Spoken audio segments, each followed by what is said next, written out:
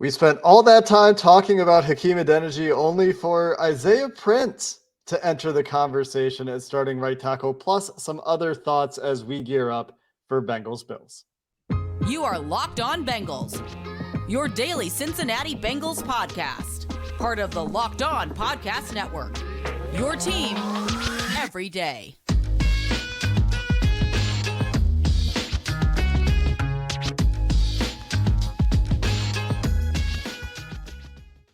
What up, Bengals fans, and welcome to another episode of the Locked On Bengals podcast. I'm your host, Jake Lisco. He's your host, James Rapine. Together, we're part of the Locked On Podcast Network here on Locked On Bengals, bringing you coverage of your team every day, free and available everywhere you get your podcasts and on YouTube. So if you're new to the show, hit the follow button on your audio platform of choice or hit subscribe on YouTube so we're delivered to your devices when we put our content up every day. And join the First Listen Club. It's pretty cool to be there, I hear. Make a New Year's resolution to join the First Listen Club. Is this our last episode of this year? I think it is. Yes, the calendar will be. Is Sunday New Year's Day? It is, yeah. Honestly, I'm not gonna lie to you, Jake. I haven't paid attention to the calendar at all. Right. I didn't realize what day it was, like the date. As we record this, it's Thursday, December 29th. I didn't realize that until we went to record.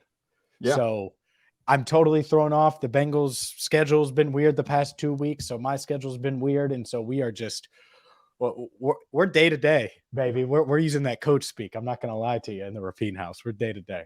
That's exactly right. Yeah, I mean, I had to just look at the calendar real quick to figure out, is this our last episode of the year? Crazy. Time has flown. Super Bowl at the beginning of the year, and here we are finishing the year, and it's been a really pretty good year for the Cincinnati Bengals, right? 5 losses against a whole lot more wins, 15, 16.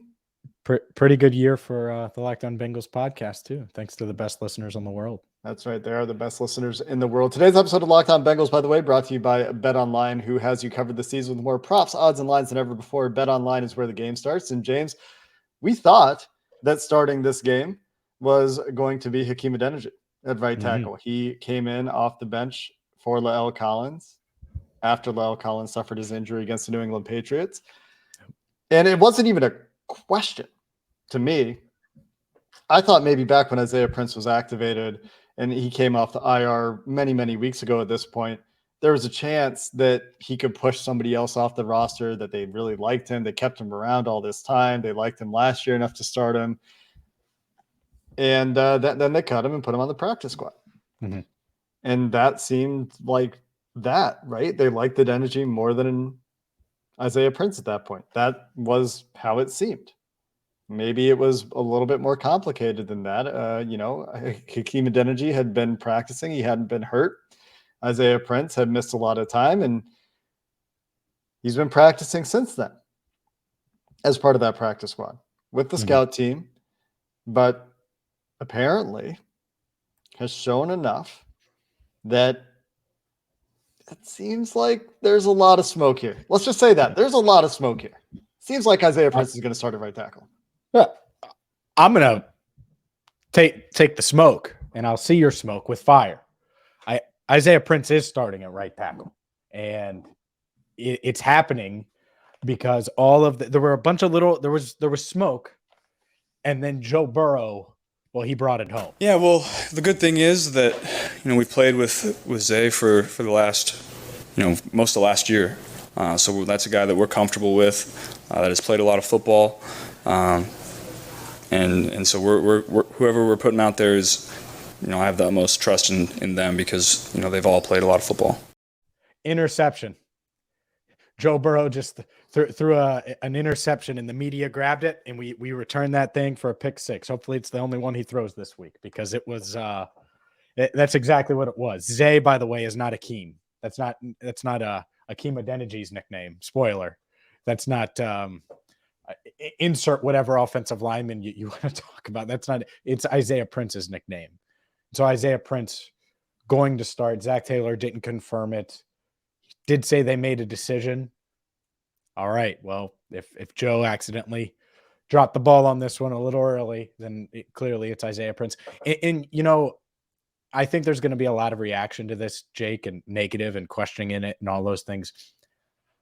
I kind of shrug at it, like when I really think about it, because it is weird, right? Practice squad guy. At the same time, it wouldn't have been weird in July. Right. Like I thought Isaiah Prince was the guy in July. And so clearly they have more faith in him for whatever reason.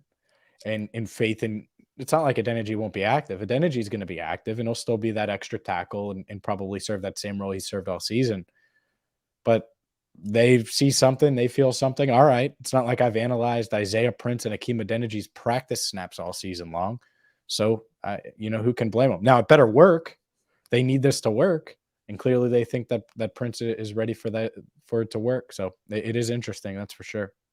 And maybe there will be a rotation. We've seen them do that before. I'm not expecting it. I'm just saying maybe it is possible. It could be that Hakeem Adeniji has gotten most of his work this year on the left side when he's taken snaps with the second team and was pressed into duty at right tackle, and they just like Isaiah Prince more on that side. It could be matchup specific with Gregory Rousseau being the primary opponent this week. The Bengals maybe don't want to go undersized at both tackle positions with some guys that Joe Marino in our crossover episode for the Bills described as power compression pass rushers who like to go through you rather than around you. Maybe they wanted a little bit more size with Isaiah Prince out at right tackle, where they've had a very large, very powerful man for much of the season. Could be that simple. Could be that they just think Isaiah Prince is a better player too. And, I don't know if we're going to get a straight answer on that one, except for the fact that it's going to likely be Isaiah Prince starting the way that things look as of Thursday afternoon, starting with, various little tidbits of smoke that turned into fire, like you said, James, as the morning went on. It started, between us, I DM'd you and you're like, what do you make of this Duke Manyweather reaction? Mm-hmm.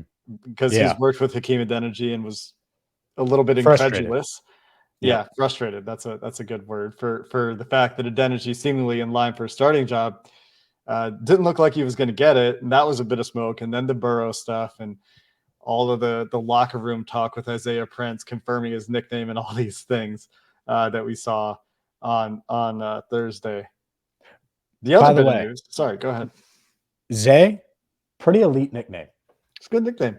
That's pretty good. That not gonna lie, like Zay, like rolls off the tongue, pretty for Isaiah. Yeah, I'm a fan. So not that Isaiah gives a damn about what I'm a fan of or not of. Also, shout out to him for talking. We haven't had to talk to him much this year. There haven't been, he's been injured. You usually don't talk to injured players. Certainly not with a bunch of cameras like we did on Thursday. And he handled it well. He never confirmed that he was starting, but that's right. I think it's pretty clear that 75 is starting. And again, they might be right.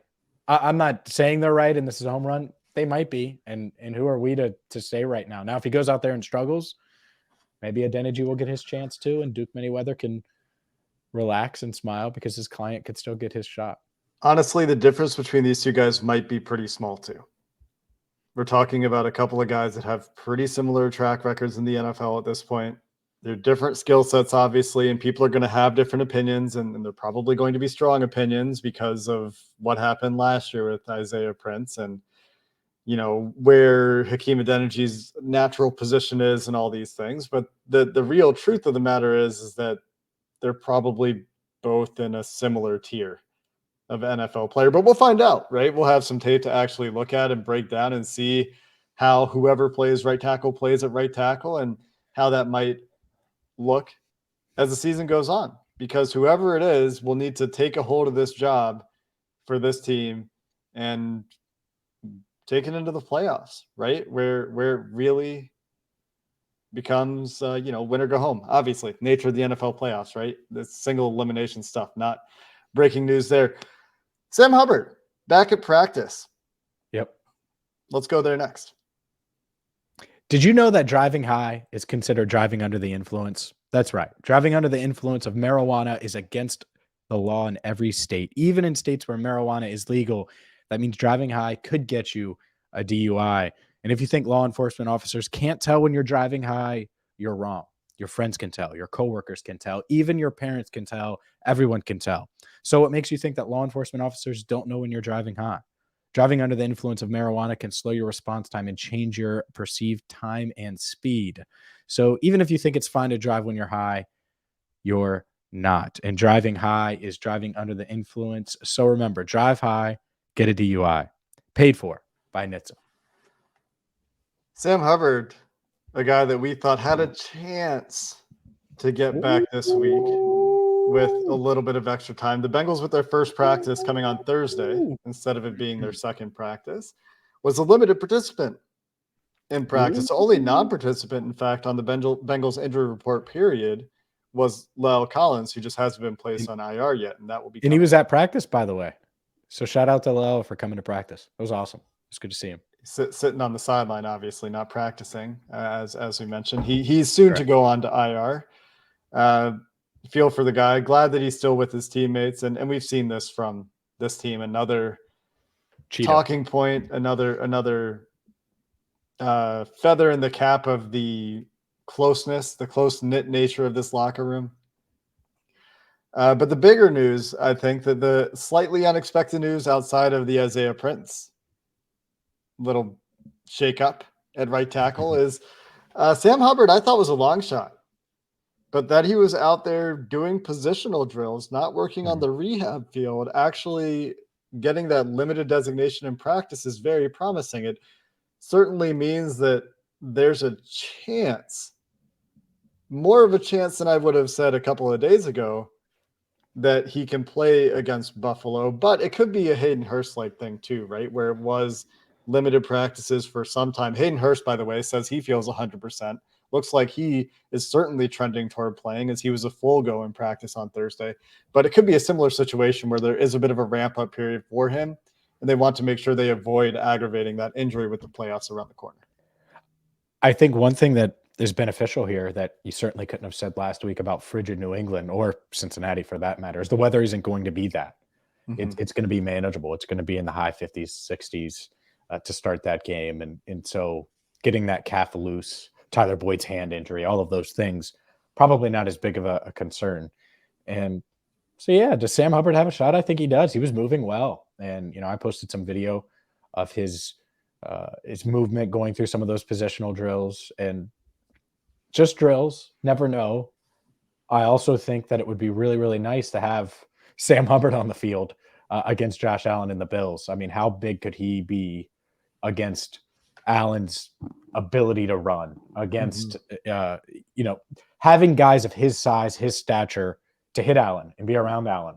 It's great to have Trey Hendrickson back. It'd be great to have both guys. And Hubbard is second in the defensive line room in tackles, leads the team in sacks, having a career year is a big part of this defense. So we'll see if he can go. I think he's going to try. And if he can go, even if it's, not a full workload, it would give this defense another boost. And a matchup, let's be honest, is a tough one. It's as tough as any that offense that you're going to prepare for in the league because of who's under center and some of those skill players they have as well. Yeah, and you're right about having him back being a boon if he can play. I think that specifically some of the things that Sam Hubbard does that some of these other guys don't quite do at that level in terms of his containability, his intelligence, his ability to set the edge and run defense. And he's been there as that hustle guy all year. He's been the guy that when they drop 8, a lot of times Sam Hubbard will drop 8, but he'll be the spy. He'll kind of drop to that middle of the field. And everyone remembers his sack, very, very late in the down sack of Patrick Mahomes in the playoffs last year to get the Bengals a defensive stop on a drop 8 snap. And the Bengals could do some of that stuff against Buffalo. It's not going to be an identical game plan to what they rolled out against the Chiefs. There's a different kind of set of skill players with the Bills. I think Josh Allen is more apt to run the ball, even though Patrick Mahomes is really talented as a runner as well. Both guys are really athletic, but there's some similarities, obviously, between these quarterbacks and their ability to make any throw from anywhere, their ability to extend plays. Josh Allen in particular, very difficult to bring down, like you mentioned, James. And so Hubbard, from a contained perspective, a big piece. From a leadership perspective for this team, seems to be a very big piece as well. And so if he can play, it would obviously be a big boost to this team, but we'll see how the week goes. I would say that the way this team has handled injuries like this year, it wouldn't surprise me at all, really either way, but it wouldn't surprise me at all if they say, you know what, I'm going to make a decision here like they did with Jamar Chase, like they did with Hayden Hurst, at least according to Zach Taylor, and say, I guess Jamar Chase said he wasn't ready to come back that week in retrospect, but certainly with Hayden Hurst, according to Zach Taylor anyway, that they're going to say, you know what, we're going to give it one more week. And calf injuries are weird because people don't think of it that way, but it's tied to your Achilles. Like it's in sore calves, you don't want to risk it. You don't want to deal with something lingering in that area, period. And so Josh Tupou had a calf and he was out for quite some time.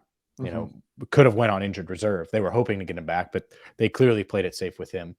Same thing with Hurst now, where they wait an extra week. So we'll see with Hubbard. How bad is it? We saw it, re-aggravated it. He was trying to play through it. You don't want this to be a thing that he goes out there, plays 8 to 10 snaps against the Bills, hurts it again, and now we're talking about in the wild card round, which is the most likely scenario, right? It's unlikely that the Bengals get the first overall seed in a bye because no Derek Carr for the Raiders.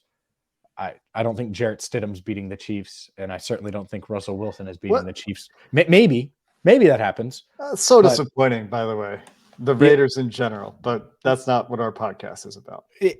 So we'll see, but it's more likely than not that the Bengals have a game the weekend of January 16th, that first round of the playoffs. And so if that's the case, even if you don't want to think like that and you want to just be so focused on 1 week, you can't. You have to think about the injury aspect of it too with Sam Hubbard. So we'll see.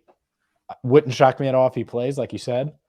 At the same time, if they play it safe, well, he's one of your most important players, and he's been great all season. If you can get him back to close to 100% before the playoffs, I get why you would do that too. From a Bills injury report perspective, the guy that we talked with Joe Marino about on Crossover Thursday was Mitch Morse, who seems to be well on his way back from the concussion protocol. He was a full participant in practice on Thursday. Jordan Poyer, who's not expected, I think, to play, still not practicing with his knee injury, but was listed on the practice report. And I guess something to keep an eye on, although there's almost no way he doesn't play, is Stephon Diggs had an illness and missed practice, but I would give it a 0.001% chance that Stephon Diggs doesn't play in this game unless that's a really bad illness. But something noteworthy that did pop up on Thursday. Yeah. Diggs is great. Diggs is special talent. And I am excited to see Eli Apple and Cam Taylor-Britt against him and against these wide receivers because it's such a test. And I think Eli Apple has outperformed expectations since Chidobe Awuzie went down. Cam Taylor-Britt certainly flashed as well. And so this is a big test against one of the best offenses, one of the best skill groups that they're going to face. And looks like, given the guys that are on IR, these teams reasonably healthy in this game. Jalen Davis practiced in full with a thumb injury, so the Bengals look to have their full set of slot corners ready to go if that continues for Jalen Davis. Hayden Hurst, like we mentioned, full go with the calf, and Trent Taylor on the injury report, but a full go with the hamstring. So Sam Hubbard limited, everyone else full except Lyle Collins, who will be soon to go to IR. And James, these teams are very evenly matched. My high level, we're going to get into our game preview on Sunday, but my high level look at this game as I think about it and I listen to others talk about it is they just got to play football, and we'll see which way the ball bounces, and we'll see who can make more plays, because I think that these teams on paper just look very, very even to me. And so let's talk about some of those initial thoughts on this game to finish the show next. But first, a word from BetOnline. And right now, the official odds on BetOnline, well, it's a pick 'em. Bengals, Bills, Monday Night Football. The over-under set at 49.5. Maybe you're going to hammer the over. Maybe you're going to take the Bengals and you expect them to win their 8th straight. Well, it's a pick 'em. So the Bengals win by 1, you win. It's that simple, which if that's the case, you're basically just picking the Bengals straight up. It's unique. This is the first time all year where it's been a pick 'em one way or the other when it comes to a Bengals line. And it's not just that. Maybe you think Burrow's going to make an MVP push in the final couple of weeks of the season. He's been playing great. We're going to talk more about Joey B coming up in just a second. But you can do all of those things and so much more at BetOnline. So check them out today. It's fast. It's easy. It's easy to sign up. It's free to sign up. They have all the lines, all the props, everything that you're looking for. NFL, NBA, college football with the bowl games, the CFP about to pick up here as you're listening to this. So check them out now and sign up today. BetOnline, where the game starts. Am I wrong, James, when I say that this game looks so close to evenly matched? I mean, you go look at EPA per play. They're within like 0.1 of each other on both sides of the ball. You go look at DVOA, and I like to throw out the first 2 weeks of the season for reasons that Bengals fans understand. Neck and neck. Last 7 weeks, neck and neck while the Bengals have been on this winning streak. The Bills are a really good football team with a really good quarterback. They have some questions on the offensive line. They have Stephon Diggs and then some up and down guys at the skill positions on offense. So if there's one place you're going to give the Bengals a clear edge, I would say it's the skill positions, where I think they're deeper. And you can say that about pretty much any team in the NFL right now, the way the Bengals wide receiver room works. On defense, the Bills are really good in their front six, front seven, depending on the snap, but they like to be in nickel personnel. They have some up and down play in their secondary, much like the Bengals do. They have some good players playing safety, much like the Bengals do. Both teams with really good quarterbacks. Like I said, I mean, knife's edge between these teams, which is why when I think about this game, you think about how are some of these matchups going to play out, like Stephon Diggs that we've talked about and we will continue to talk about, like whoever's playing right tackle for the Bengals, like what Lou Anarumo is going to do with Josh Allen's record against drop 8. And this is from a Robert Mays stat. Against drop 8, the Bills have seen that 25 times this year. Not a great stat line for Josh Allen against drop 8. I think it was 10 for 21 with a couple sacks in there, a couple scrambles in there against drop 8. Do we see more of that from the Bengals? I think we talked about it with Joe Marino. Josh Allen hasn't been great against the blitz this year. Lou Anarumo was willing to show that zero stuff against Patrick Mahomes. Do we see that again? And what will the game plan be in terms of, will they choose to go with man stuff? This is another one from Robert Mays and Nate Tice. Apparently, Josh Allen hasn't been great against man this year, which doesn't really seem intuitive to me, given his running ability and given that they have Stephon Diggs. But some really interesting pieces there in the Lou Anarumo matchup that could really dictate this game as well. But, flip a coin for me right now between these teams. Who's going to get the big takeaway? Who's going to make the big mistake? Who's going to make the big play? Which way is the ball going to bounce? Feels that tight to me right now. It's fair. And it looks that tight on paper. You look at the talent on both sides. I'm not sure there's an outcome that would completely floor me in this game. What about like 35-9 or whatever that ESPN simulation was? Yeah, people freaked out about that. And I get it, because it's extremely unlikely. But here's why it wouldn't surprise me, is because if one of the teams comes out slow, super slow, either team, is there a snowball effect? Yeah. Did we see that on Monday Night Football against the Browns? The Browns aren't that much better than the Bengals. Sometimes that happens. And the Browns aren't better than the Bengals. I don't know what you meant to say there. Oh, you're saying they're not as good as – okay. Yeah, they're not better than this team. Not blowout central. Yeah, exactly. See, that's how crazy it sounds and how crazy that result is because they aren't better. And you stopped me and you thought that we needed to reshoot the dang pod because of that's insane, right? And so it wouldn't floor me because both teams are awesome. And if one team just comes out flat for whatever reason or something happens and could the Bengals win that way? Yeah, they could. I think those are the least likely outcomes. I think the most likely outcome is a tight game that is back and forth. And that doesn't mean a team won't get up 17-7. Are you going to be comfortable if the Bengals are up 17-7 on Monday? No, zero chance. And Bills fans shouldn't be comfortable if it's flipped and they're up 17-7 because the Bengals can come back and something Burrow said on Thursday, there aren't many possessions in these games because of the long drives. Mm-hmm. And so you're right. It might be one turnover or one play that completely changes it. The AFC Championship game last year, the Eli Apple tackle on the goal line, we talk about how important that was going into the half. It's huge. That's the type of momentum swinging play that could really change things. And this could be that type of game. I don't think it's going to be a 21-0 game or crazy comeback. I think it's going to be tight throughout. And we haven't seen these two teams play this iteration. The last time the Bengals played the Bills that I remember, I believe it was in 2019. And Andy Dalton was driving downfield for the go-ahead score late in the game. And I think he threw a pick or fumbled, or they went for it on fourth down and didn't get it. But they lost to the Bills. It was one of the many one-score losses of Zach Taylor's first season. And, it's much, much different now for the Bills, much, much different for the Bengals. And so I'm excited to watch it. And I think it is that tight. It is these two teams could be the two best teams in the AFC. It might be 1-1A. Obviously, the Chiefs are in the mix too, and maybe the Chiefs are 1 and it's 1A, 1B.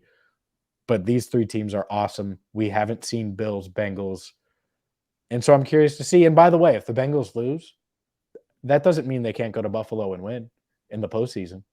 So I'm not going to make crazy judgments based on this game regardless. If the Bengals beat the Bills, I don't think that it's going to be a cakewalk playing the Bills again in a few weeks if it happens in the postseason either. So that's the element to this. Is it cool to get the advantage, and is there a lot on the line seeding-wise? Absolutely. But there's a really good shot these teams meet again. I think really like Joe's point when we talked to him in the crossover, getting those home games in the playoffs matters. Could be pretty big. We saw the Bengals have to go on the road twice last year. They won twice on the road. Hard to do. Obviously not impossible because they've done it. But you'd like to take advantage of finishing at home. You'd like to take advantage of being on a 7-game win streak right now where the offense has been pretty good, and you would like to get a whole game out of it. You would like to get a complete game out of this team instead of getting down like they did against the Bucs, instead of not being able to punch it in and score points in the second half against the Patriots, something more like what they did, against the Panthers. And I don't think that it's going to go that way because the Bills are a much better team, but just in terms of playing a complete game against the Chiefs, right, where they play and they're consistent throughout the game. They're in every quarter. They're not putting up empty quarters. That would be helpful to avoid this week against a Bills team that is certainly capable of stepping on the throat if given the opportunity to. So just don't give them that chance. Yep. No, I agree with you. And real quick, just injury notes wise, I don't want to get lost in the shuffle. This is kind of like a playoff picture look ahead.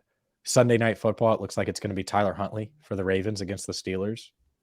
So there is a chance, if the Steelers handle business, that the Bengals could control their own destiny in the AFC North going into Monday night's game. So just something to monitor. I certainly like the Steelers' chances much more with Huntley at quarterback, no doubt.